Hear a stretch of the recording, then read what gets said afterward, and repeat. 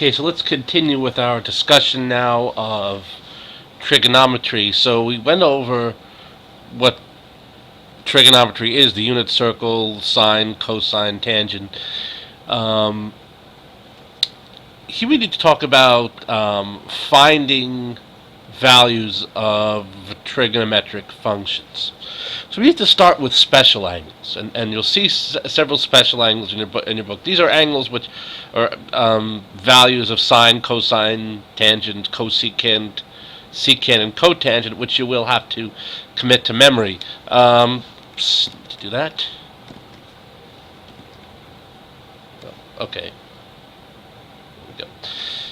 So these are two special types of triangles which you may have seen before, the 30-60-90 triangle and the 45-45-90 triangle. And those triangles have these following lengths. If I use Pythagorean theorem, 1 squared plus square root plus 1 plus 3 is going to give me 4. Square root of 4 is 2. 1 squared plus 1 squared is 2 squared. Square root of 2 it's 2, square root of 2 is up here. So these are just special angles or special triangles that you've already seen. So for example, I can say for this triangle, let's say we're talking about this angle over here, and I want to find sine of 30 degrees. Sine of 30 degrees, opposite over hypotenuse, that's going to be 1/2. Sine of 60 degrees, opposite, square root of 3, hypotenuse 2. I can say cosine of 30 degrees, well, that's going to be adjacent over hypotenuse, that's also square root of 3 over 2, and I can say cosine of 60 degrees, again, adjacent over hypotenuse, and that's 1/2. So you notice cosine 60 and sine 30 are the same. Sine 60 and cosine 30 are the same. They're complementary angles. For the and of course tangent, tangent of 30 degrees. Well, it's going to be 1/2 divided by square root of 3 over 2, so I'll make that times 2 over square root of 3. And if you rationalize the denominator and all that, you'll get square root of 3 over 3. And tangent of 60, I'm kind of squeeze that in up here.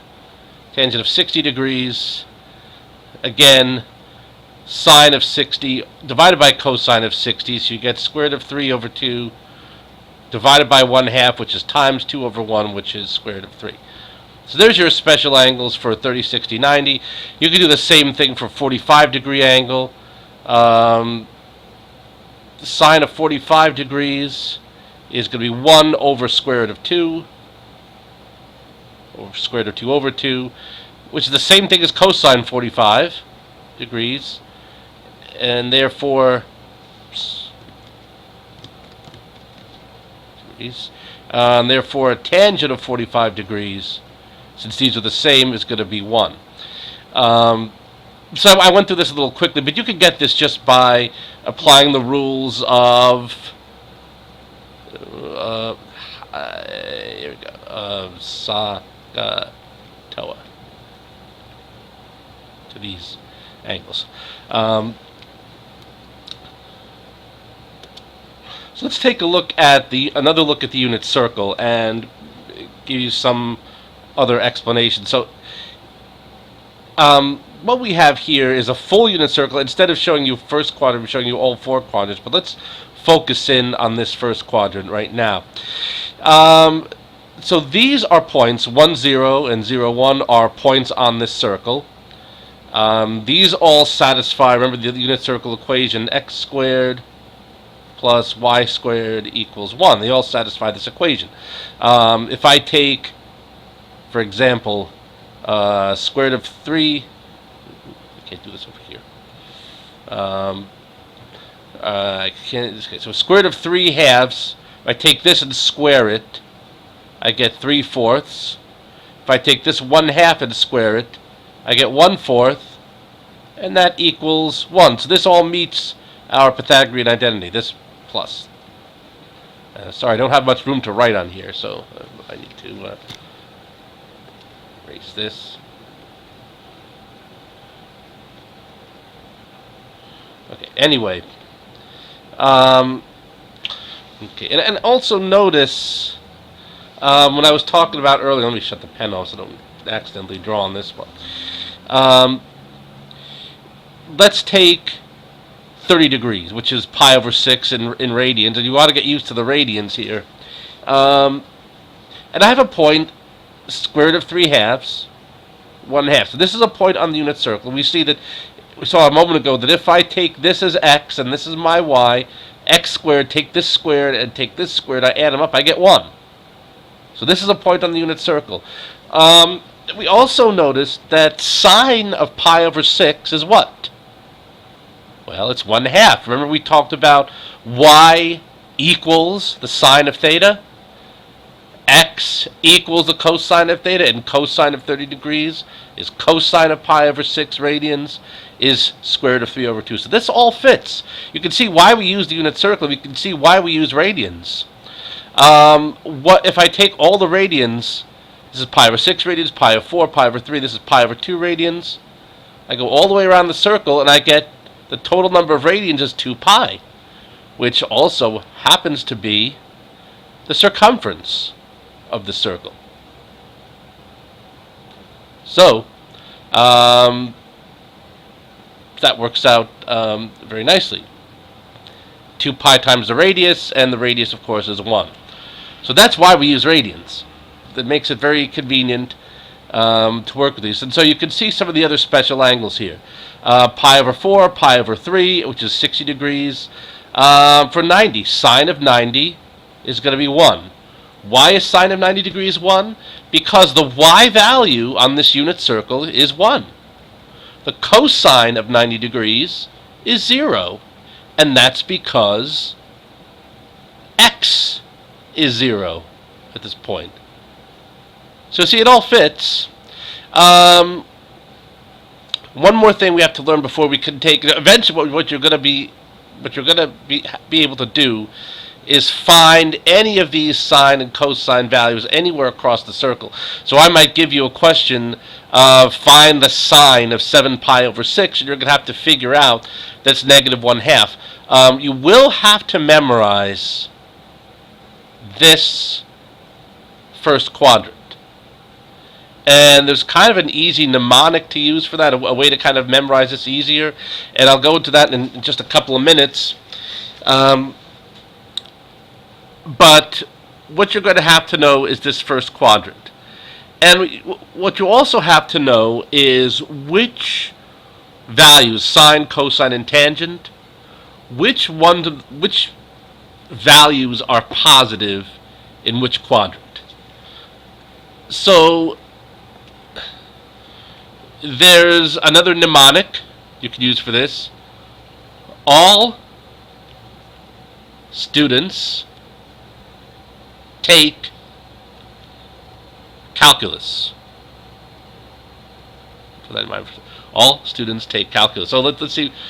In the first quadrant, all trig values. In the first quadrant, all trig values are positive. In the second quadrant, the sine, S for sine values are positive.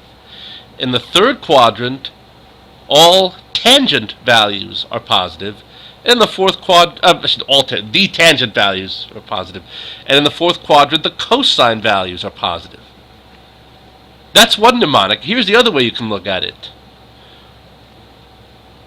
What is the sine of sine, S-I-G-N, plus or minus, of cosine in the second quadrant? Is cosine positive or negative? Well, in the second quadrant, x is negative. And since x is attached to cosine, the cosine is going to be negative here. Let's look at the third quadrant. X and y are both negative. Therefore, sine and cosine will both be negative. However, tangent is sine divided by cosine. So if you have a negative divided by a negative, you're going to have a positive. That's why tangent is positive. So you see, it all fits in. If you learn this unit circle, this will all become so much easier. You'll see how everything kind of fits together. That's why I think this diagram, there's a diagram like this, just similar diagram in your book, and I would really advise getting to know this a little bit better, or actually getting to know it a lot better. Now, so the quadrant you must memorize, the sine and cosine values you must memorize are here. No, I'm going against the... All right, are here in this quadrant. The rest of these we will figure out. So how can you memorize this a little bit easier? Well, there is a mnemonic you can use. And let's just create another page here, and I'll show you. Nope, not that. I can look at it like this, and we get the pen here.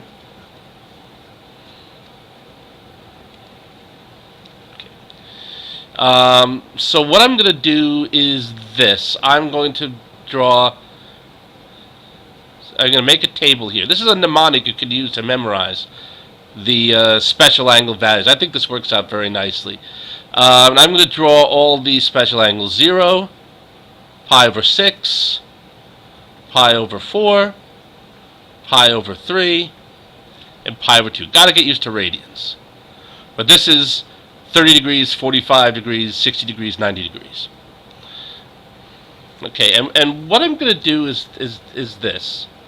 I'm going to start up here with the sine, and this is going to be square root, for a moment,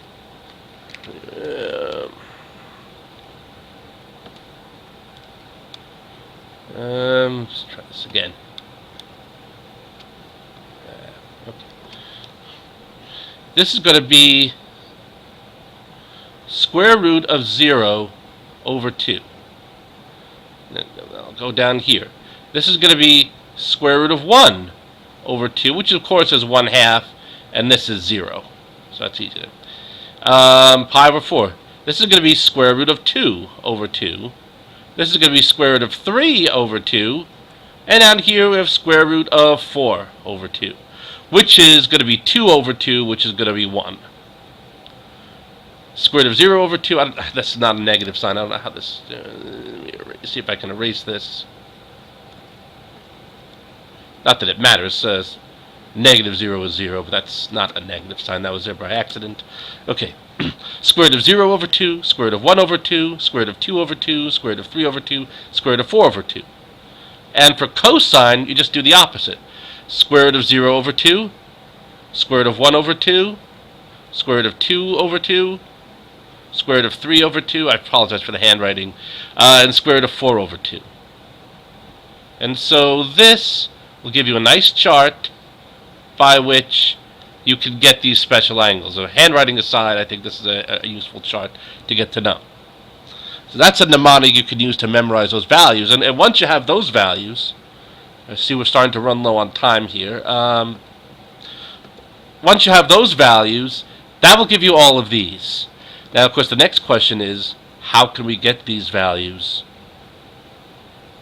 by knowing these? How can memorizing these values get you the values on the rest of the chart? Well, we'll go over that in the next video, in the next third and final video that I'll do for this topic. And that's going to cover reference angles and how to find trigonometric functions of any angle. I'll see you then.